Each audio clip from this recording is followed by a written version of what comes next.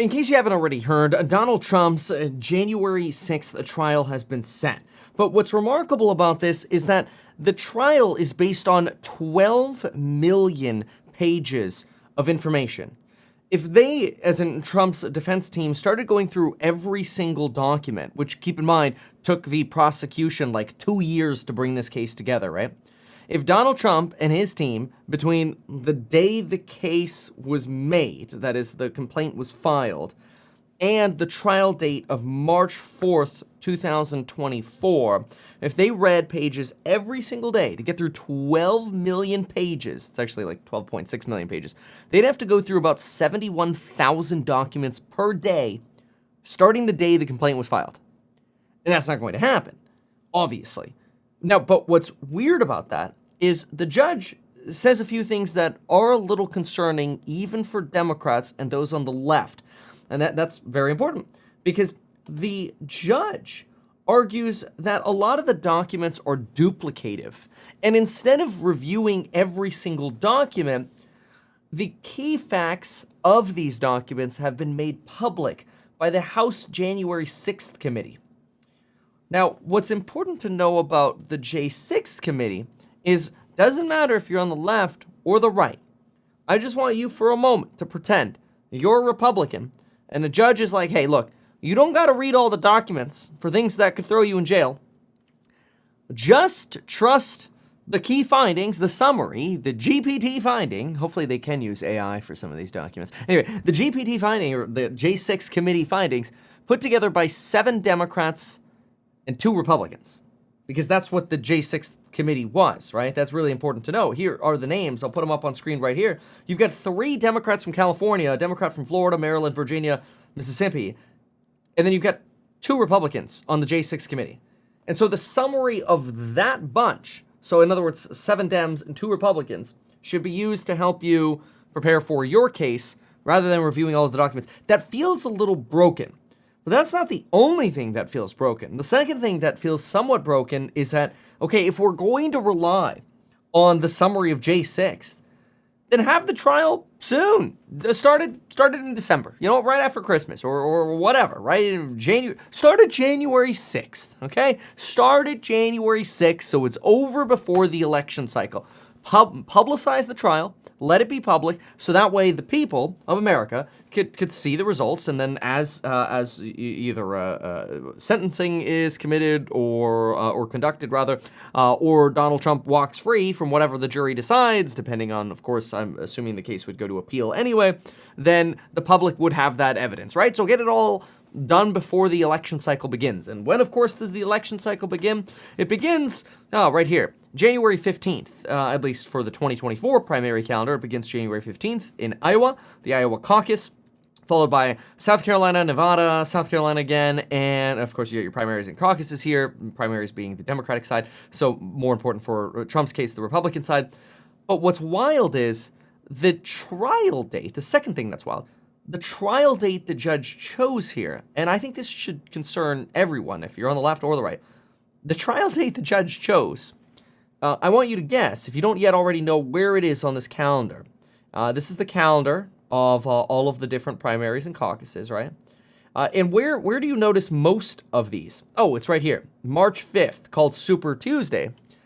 And this is where you literally have California, Arkansas, Alaska, Alabama, Maine, Colorado, Massachusetts, Minnesota, North Carolina, Oklahoma, Tennessee, Texas, Utah, Vermont, Virginia, all conducting their primaries and caucuses. And the judge chose that the trial shall begin March 4th. Literally the Monday before Super Tuesday, which is super odd because if the judge is trying to come across as being impartial, why would you literally pick the day before March 5th? Super Tuesday. That should make anyone, even people on the left, start wondering, wait a minute. Maybe, just maybe it is politically motivated to get Trump in that you're starting a trial where jurors would already be selected, right? Jury selection would already be done. The start of a trial is when a jury conducts their opening statements. So the opening statements of this case, that is the argument of the prosecution and the argument of Jack Smith, right, and the argument of the defense would be made to jurors the day before Super Tuesday. That is, we wouldn't have all the evidence, obviously, by then, but Donald Trump would be tied up instead of being able to campaign. Now, it's also worth noting that usually in American criminal law, you are required as a defendant to be present for the entire trial. And if the trial takes 2 months, then quite frankly, you're blowing through Super Tuesday and much of the primary calendar. And that's also kind of scary. In fact, look, if the trial begins March 4th and it takes 60 days, you blow through the March 12th primaries, the 17th, the 19th, the 23rd, and April 2nd. In other words, a lot of the busy period, you end up blowing through by sitting in a courtroom. And the reason you sit in a courtroom is because you have a constitutional right to confront your witnesses. So that way you can assist yourself in your own defense. And so generally, criminals or alleged criminals are required to be in a courtroom for the duration of a trial. So how to have a trial set the day before the primary and caucus cycle seems odd. This comes on top of the fact that the judge used to work for a firm that leaned Democratic, Boies, Schiller, and Flexner. She was appointed by Obama and comes from the same law firm that Hunter Biden once worked at. You might not even know, but Hunter Biden's an attorney. On top of that, and this is interesting, on top of that, the judge here mentions the reason she wants to speed this trial up and not go for the April 2026 date that Trump and his team are asking for is because she says, my primary concern here, as it is in every case, is in the interest of justice, that I have balanced the defendant's right to prepare, which we already know that's sort of relying on the J6 committee, which is kind of crazy. And then she also says, we've got to make this trial date work regardless of whatever schedules you have, because we're going to make this available in a keyword searchable manner so you can expedite your review. Recognize the Speedy Trial Act, which ensures a timely administration of justice. Now, this is another problematic claim here because the Speedy Trial Act is the right of an individual accused of a crime to have the right to a speedy trial. That's because some people can't post bail, so they stay in jail until they're found innocent or proven guilty. And that's why a defendant generally has a right to a speedy trial to make sure they're not unnecessarily held for a long period of time in not only the circumstances of defending themselves, but potentially in jail. Now, obviously, Donald Trump isn't in jail at the moment, but you have a right to a speedy trial as a defendant.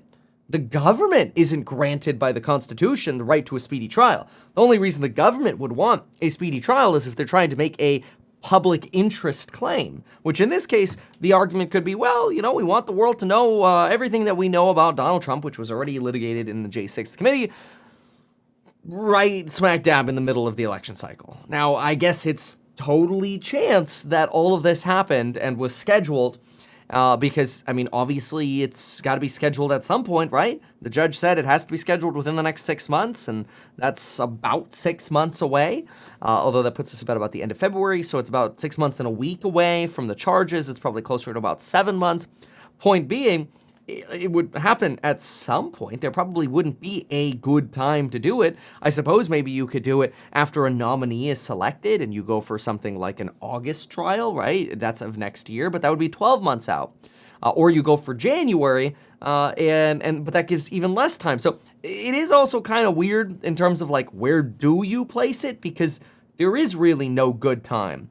But the day before Super Tuesday, I don't know, something feels a little sus. But one thing that I know is not sus and is actually extremely valuable are the programs on Building Your Wealth, link down below. We've got an end of the month coupon sale, a link down below, check it out, so that you can build your wealth and finally get out of the rat race. Check out the Stocks and Psychs course, the 0 to Millionaire Real Estate Investing, and how to make more money and get SH9T done faster, featuring AI. Check those out, link down below, expiring on the 31st.